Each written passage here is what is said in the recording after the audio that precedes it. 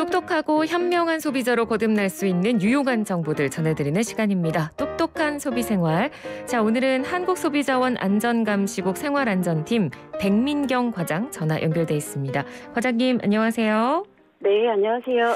네, 청취자 여러분께서 기억을 하실지 모르겠습니다만 2019년에 정말 큰 사회적 이슈가 됐던 사건이 있었습니다. 어린이 보호구역 내에서 이제 사망사고가 발생해서 많은 분들이 기억을 하실 텐데 그때 이후로 관련법이 좀 개정됐던 걸로 알고 있거든요. 그 법이 좀 잘 지켜지고 있는지 궁금한데 그 이후로 교통사고 현황은 좀 어떻습니까? 네, 맞습니다. 9살 어린이가 사망했던 안타까운 사고였는데요. 이후에 동일한 사고의 방지를 위해서 어린이 보호구역 내 교통안전시설물 설치를 의무화하고 또 이 안에서 어린이 사망사고가 발생했을 경우 처벌을 가중해 적용하는 법령들이 작년 3월부터 시행이 됐습니다. 네. 그래서인지 이제 작년에 어린이 교통사고 사고 건수는 8,400건이었고요. 그 전년도인 2019년에는 11,054건인데 실제로 줄어들긴 했습니다. 그러나 코로나19로 인해 어린이들이 집에 머무르는 경우가 많았음을 생각하면 큰 폭의 감소는 아니고요. 네. 최근 3년간 사고당 사상자 비율은 1.3명에서 1.6명으로 유사한 수준을 이어가고 있는 추세여서 어린이 보호구역에 대한 안전조사를 실시하게 되었습니다. 예, 그렇군요. 그래서 저희가 본격적으로 이번 이 어린이 보호구역에 대한 조사 내용에 대해서 좀 말씀드리기 전에 어린이 보호구역에 대한 정확한 정의를 좀 알 필요가 있을 것 같아서요. 그 부분에 대한 설명을 좀 부탁드릴게요. 네.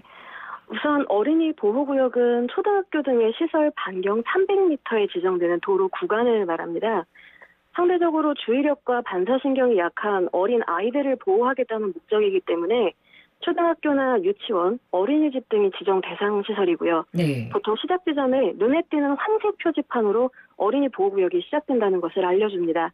차량이 주행하는 도로상에도 또 표시하도록 되어 있고요. 예, 아마 운전을 하시는 분들이라면 이런 표시 다들 보셨을 텐데 그러면 이 어린이 보호구역으로 운전자들이 진입을 하게 된다. 그러면 정확히 운전할 때 어떻게 해야 되는 건가요? 네, 일단 어린이 보호구역에 진입을 하시면 차량 속도를 시속 30km 이내로 유지를 하셔야 하고 또 운전자는 어린이의 안전에 유의하면서 운행을 하셔야 하는 의무가 있는데 이 유의해야 한다는 의무라는 것은 도로와 도로변을 보다 주시하면서 주행하셔야 하는 것을 말합니다. 네. 만약 보호구역 안에서 어린이를 사상에 이르게 한 경우에는 5년 이하의 금고나 2천만 원 이하의 벌금에 처해질 수 있고 또 30km 이내의 속도를 지키지 않았거나 어린이의 안전에 유의하면서 운전해야 할 의무까지 위반했다면 가중처벌까지 받게 됩니다. 예, 그렇군요. 이 어린이 보호구역에 꼭 설치돼야 하는 시설도 있죠? 네, 그렇습니다.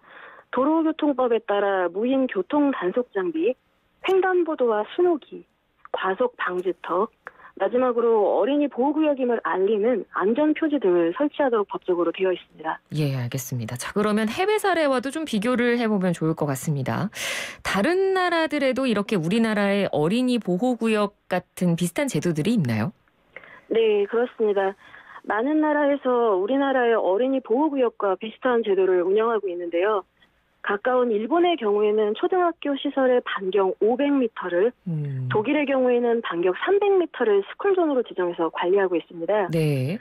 또 미국과 일본은 단순히 학교 주변의 큰 원을 스쿨존으로 관리하는 것뿐만이 아니라 집에서 학교까지 어린이 통학로 안전까지 함께 관리하고 있습니다. 네, 굉장히 중요합니다. 집에서 학교까지 가는 길도 통학로이고 아이들이 혼자 다니는 경우도 많기 때문에 그렇죠. 잘 관리가 필요한데요. 그래서 이 어린이 보호구역이 얼마나 지금 잘 안전하게 운영이 되고 있는지 한국소비자원에서 조사를 한 거고요. 조사 결과는 네. 어떻게 나왔습니까?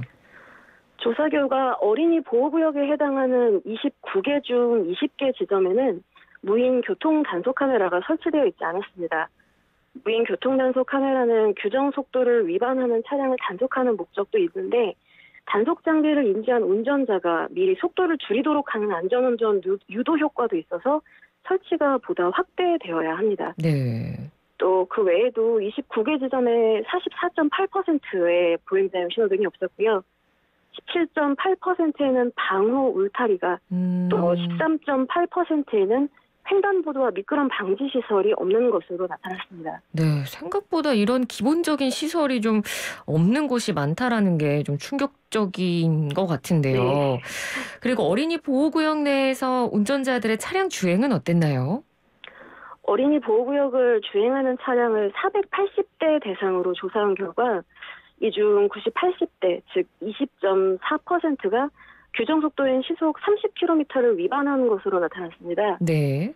어린이 보호구역에 대한 인식이 많이 높아졌지만 여전히 지속적인 규정속도 위반이 이루어지고 있는 것으로 보입니다. 그렇군요. 20%면 거의 뭐 4명 중에 1명가량 정도는 위반을 하고 있는 거니까요.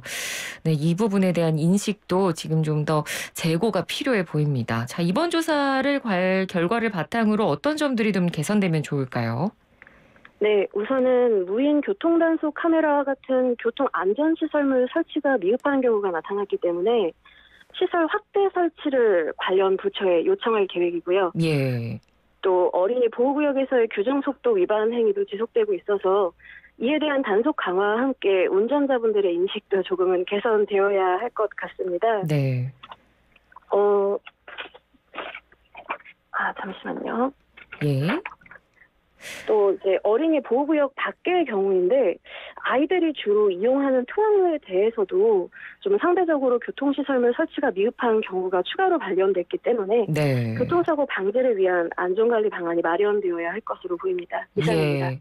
어린이 보호구역이 아니더라도 아이들이 다니는 곳만큼은 좀 안전하게 잘 다닐 수 있을 그런 시설도 필요하겠고, 그리고 네. 여전히 운전하시는 분들도 오늘 방송을 들으셨다면 어린이 보호구역 들어가실 땐 반드시 더 조심해서 운전을 해주시면 감사하겠습니다. 오늘 말씀 잘 들었습니다. 고맙습니다. 네, 감사합니다. 네, 지금까지 한국소비자원 안전감시국 생활안전팀 백민경 과장이었습니다.